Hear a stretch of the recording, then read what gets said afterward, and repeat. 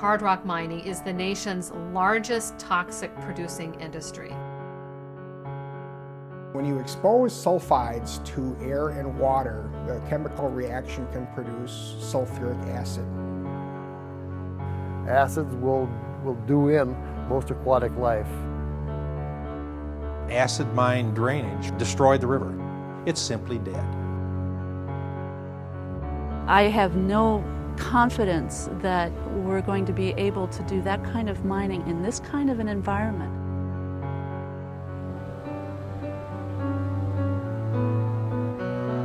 This is an open pit mine. They're going to make a big hole in the ground with dynamite. The groundwater is going to run into the mine. It's a sulfide ore body. It's going to be polluted.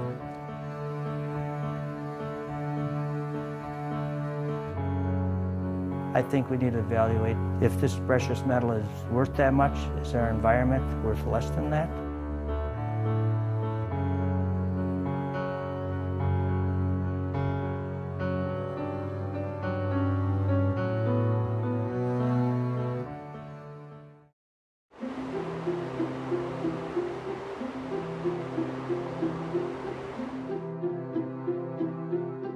To me, the Boundary Waters is a place where you can go to forget about all the other responsibilities in your life.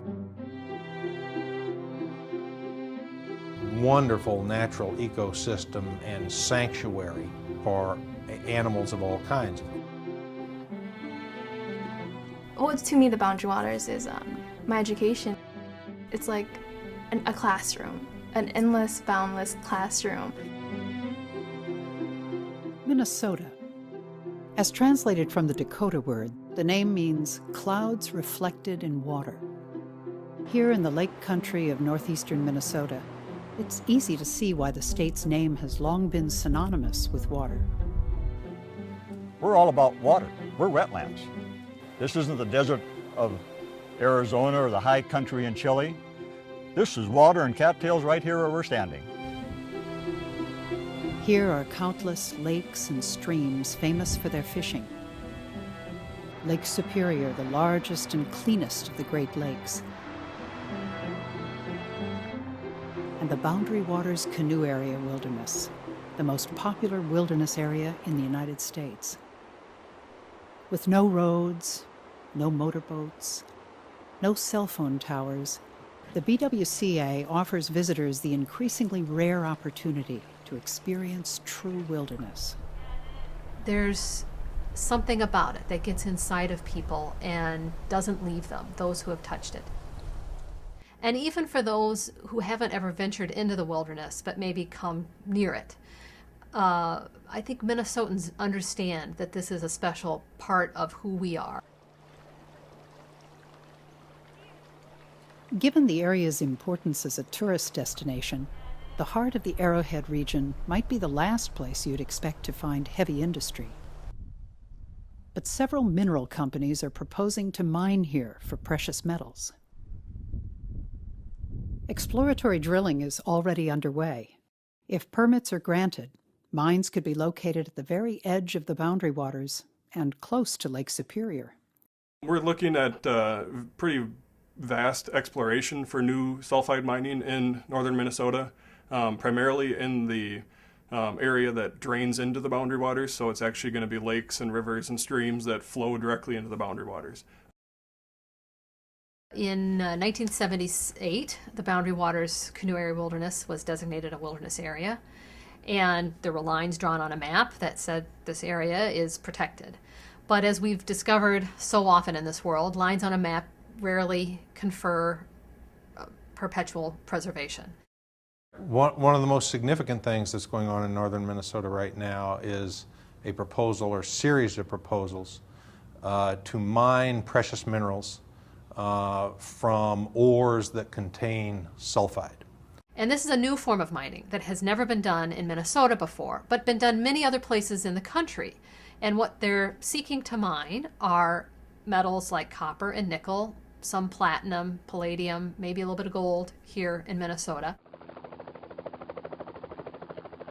While Minnesota has been home to iron or taconite mining for many decades, sulfide mining, also known as hard rock or non-ferrous mining, has never been tried here. An increasing demand for copper and nickel and the push for economic development in northern Minnesota are spurring the current mining proposals. As the taconite supply essentially starts to drop or the demand is low, the goal is to find some other kind of mining that can bring back some of the same kinds of jobs that were once there with the taconite industry. But while mining companies and some Minnesota officials are suggesting the proposed mines could be good for the region's economy, others point to potentially enormous environmental and economic risks. The primary problem with hard rock mining generally and with what's called sulfide mining in particular is when you take off the overburden, that's the dirt essentially on top of the rocks, you expose rocks that contain what are called sulfides. And when you expose sulfides to air and water, the chemical reaction can produce sulfuric acid. That can then produce what's called acid mine drainage. Oxygen from air will just go into the rock and convert the sulfur to sulfuric acid. And if you make the rock a powder, it'll do it faster. But it's an air solid reaction generating sulfuric acid. And then you rain on that material and you'll wash off the sulfuric acid and it'll go wherever the water goes in draining away.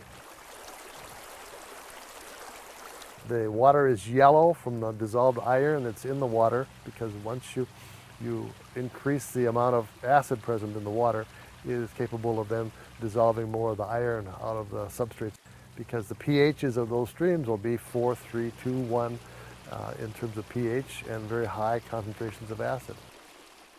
Acids will do in most aquatic life below a pH of 4. In Montana and in Colorado particular, places I've skied and fished, I've seen the effects of sulfide mining. There's a famous river in Montana called the Big Blackfoot. It was the river that figured in Norman Maclean's book, A River Runs Through It, and in the movie. Acid mine drainage from mines on the upper Big Blackfoot destroyed the river, destroyed the aquatic ecosystem. A healthy western trout stream is full of aquatic insects. You pick up a stone on the bottom of the Big Blackfoot and the bottom is as clean as the top. It's simply dead. Unlike iron mining, where you're sort of extracting concentrated ores, the metals that are desired are scattered in small amounts dispersed through the ore. And so in order to do sulfide mining, to extract those metals, you have to dig enormous quantities of earth and rock in order to extract the small bits of metal that you're after. For every 1% of the metal that you're extracting, there's 99% what's considered waste rock. In some cases, this can be done subsurface mining, where you're digging a shaft and extracting it if it's very deep. If it's not that deep, though, mining companies will propose doing open pit mining. And you're talking about enormous pits, sometimes 800 to 1,000 feet down, many acres in size. The Polymet mine that's being proposed in Minnesota right now would have 3 open pit mines and would generate waste rock that would be equivalent to 500 football fields 20 stories high. To mining companies, the geologic region known as the Duluth Complex, located in the heart of the Arrowhead, east of the Iron Range and just south of the Boundary Waters, presents the possibility of profits. To many Minnesota citizens, the proximity of these mining activities to the Boundary Waters and Lake Superior is alarming. Polymet Mining, a Canadian company, was the first of several companies to request a permit to operate a metallic sulfide mine in Minnesota. Polymet has acquired the former LTV steel taconite processing plant near Babbitt and plans to retool the plant to process precious minerals.